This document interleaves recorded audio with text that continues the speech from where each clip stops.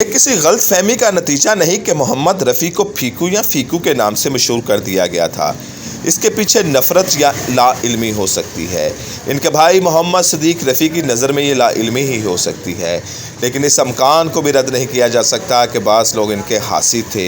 इनका ताल्लुक़ गवैयों के ख़ानदान से नहीं था, जो कदरदान ख़ानदानिस्तान ये समझते थे कि नौजवान मोहम्मद रफ़ी पूरे दिनों और दमों का संगीतकार है, तो ढाठरी नाक मुँह छुड़ाते थे।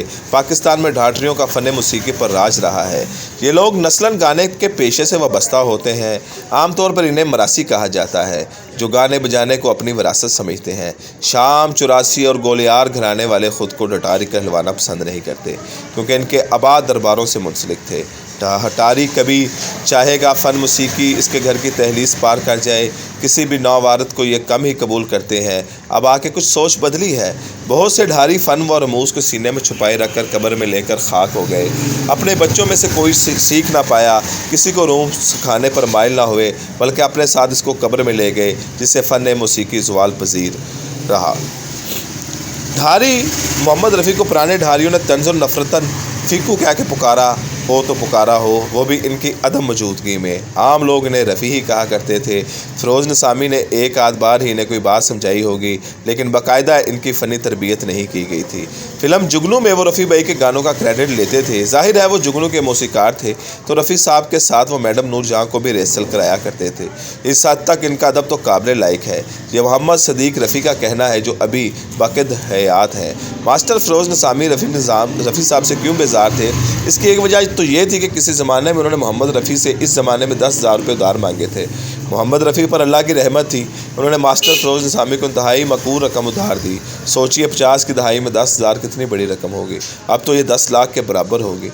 मास्टर फ़िरोज़ निज़ाम ने 10,000 देकर इनका ममनून होने के बजाय इनसे छुपना शुरू कर दिया था।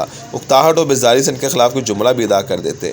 मैडम नूरजहां, जो मोहम्मद रफ़ी की बेहद इज़्ज़त करती थी, एक बार उन्होंने मास्टर फ़िरोज़ निसामी से कहा कि वो चाहती हैं कि फ़लाँ फ़िल्म का वो गाना वो मोहम्मद सदीक रफ़ी के साथ गाए। मोहम्मद सदीक रफ़ी का नाम सुनते ही मास्टर जी को कुछ बेजारी से हुई, लेकिन उन्होंने वादा किया कि वो लाजमी इस तजवीज़ पर अमल करेंगे। मोहम्मद सदीक रफ़ी बताते हैं, मैडम रफ़ी भाई से बड़ी मुतासर थी और चाहती थी कि एक भाई इंडिया में है, दूसरा पाकिस्तान में संगीतों का तोआजोर बन जाए। वो मुझसे गाना सुना करती थी, मैं ऊँचे सर में गाता तो हूबहू लगता मोहम्मद रफ़ी गा रहे हैं। मास्टर जी ने मुझे स्टूडियो बुलाया। इन दिनों इनके क्रिकेटर भाई नज़र मोहम्मद भी आया करते थे।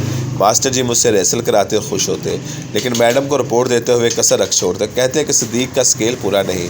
इस पर मैडम ने कहा, मास्टर जी मैं ये 2 गाना गाऊँगी तो सिर्फ सदीक के साथ। मास्टर जी नहीं चाहते थे कि मैडम के साथ 2 गाना गाकर मैं यकदम बड़ा हो जाऊँ। उनको तो हमारा मशकूर होना चाहिए कि रफ़ी भाई ने इनकी इज़्ज़त की, उन्होंने भारी रकम दी, लेकिन वो मुझसे खार ही रखे हुए थे। इस तरह एक और गाने का मौका आया तो फिर यही नात सामने आया। वो नहीं चाहते थे कि पाकिस्तान में रफ़ी हो जाए। मैं दिल बर्दाश्त होकर दुबई चला गया। एक बार मैडम दुबई आई तो मुझे मिलकर कहने लगी, सदीक भाई मैंने आपके बगैर वो तो गाना नहीं गाया था। मैडम बड़ी खूबियों की मालिक थी। रफ़ी भाई का नाम तो बड़े अदब से लिया करती थी। वो कहती थी कि रफ़ी जी तो दरवेश इंसान है। मुझे इस वक्त भी बहन कहकर पुकारते थे, जब किसी एक्ट्रेस को बहन कहना गुनाह समझा जाता था। इनकी आंखों में हया थी। जुगनू के फ़िल्म गानों की रिकॉर्डिंग से पहले वो मुझसे कहते थे कि बहन जी आए रिहर्सल कर लें। मैडम रफ़ी भाई का नाम लेकर कहती थी। कई बार इन्हें तंग करने की कोशिश की जाती, लेकिन रफ़ी भाई खामोशी से एक जानिब हो जाते और किसी शरारत में शामिल नहीं होते थे। 70 की दहाई के शुरू में सदीक रफ़ी दिल बर्दाश्ता होकर दुबई चले गए थे। वहाँ भी इन्होंने गायकी का शौक़ जारी रखा। इनका एक इंडियन दोस्त था, इसे भी गाने का शौक़ था। इनके साथ वो दुबई के समुद्र पर जाते, साहल पर रफ़ी के गाने गाते तो लोग इकट्ठे हो जाते, इनकी खिदमत करते। मोहम्मद सदीक रफ़ी हर छुट्टी के दिन ये साइड बिज़नेस भी करते, लेकिन किसी पाकिस्तानी फ़िल्म के लिए बाकायदा नहीं गाया।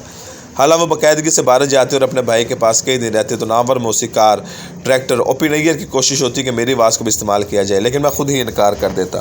मैं महफिलों में तो गा लेता था, लेकिन फ़िल्मों में गाना नहीं चाहता था। मोहम्मद रफ़ी साहब के बारे में एक किस्सा मशहूर था कि वो बचपन में अपने भाई सदीक के साथ गली में खेल रहे थे कि एक सफ़ेद पोश फ़कीर एक तारा बजाता हुआ आया। मोहम्मद रफ़ी के दिल में इश्तियाक पैदा हुआ तो उन्होंने फ़कीर को उसी का गाना सुनाया। फ़कीर ने दुआ दी और दुआ उनके लिए बरकत और फैज़ का ज़रिया बन गई। रवायत है कि वो फ़कीर इन्हें कोटला सुल्तान में मिला था, लेकिन मोहम्मद सदीक रफ़ी ने इसे यकसर रद्द कर दिया। हाथ का इशारा करके बोले, ये फ़िल्टर किलिंग जो देख रहे हैं, यहाँ दूर दूर तक खेत हुआ करते थे। हमारा ये घर जहाँ बैठे हैं, ये वाकई इस जगह रोनुमा हुआ था। भाई जो सड़क है इस ज़माने में कच्ची गली हुआ करती थी। हमारे घर से आगे दूर तक खेत थे। हम दिन और रात को 4 पहिया गली में डालकर बैठे रहते और रात को भी सोया भी बाहर ही करते। वो दरवेश फ़कीर एक तारा बजाते हुए आया। रफ़ी भाई ने मुझसे कहा, बेजी से जाकर आटा ले आओ। मैं आटा ला कर दिया। इस ज़माने में मंगतों को रोटी या आटा ही दिया जाता था। रफ़ी भाई ने फ़कीर का गाना इसकी तर्ज में गाकर सुनाया तो उसने रफ़ी भाई को थापड़ा दिया। वो कोई अल्लाह वाला ही था। उसका थापड़ा मोहर बनकर रफ़ी भाई के कंधे पर निशान छोड़ गया और काफ़ी अर्सा तक उसका निशान कायम रहा। मैं ही नहीं, सारे घर वाले जानते थे। इसके बाद रफ़ी भाई इंतहाई तब्दीली पैदा हुई। मुस्कुराते रहते या खामोश रहते, गाते तो वो आवाज़ सोच में डूब जाती। मोहम्मद सिद्दीक रफ़ी की बातें सुनकर अजीब सा ख्याल दिल में आया, कितना बड़ा सिंगर और इसकी तारीफ मुरतब करने वालों ने इतना बड़ा गुनाह क्यों किया। पिछले 50-60 बरसों में किसी को तौफीक नहीं हुई कि उनके भाई मोहम्मद सिद्दीक रफ़ी से मिलकर इनकी सफ़र हयात की दास्तान सुन सकता।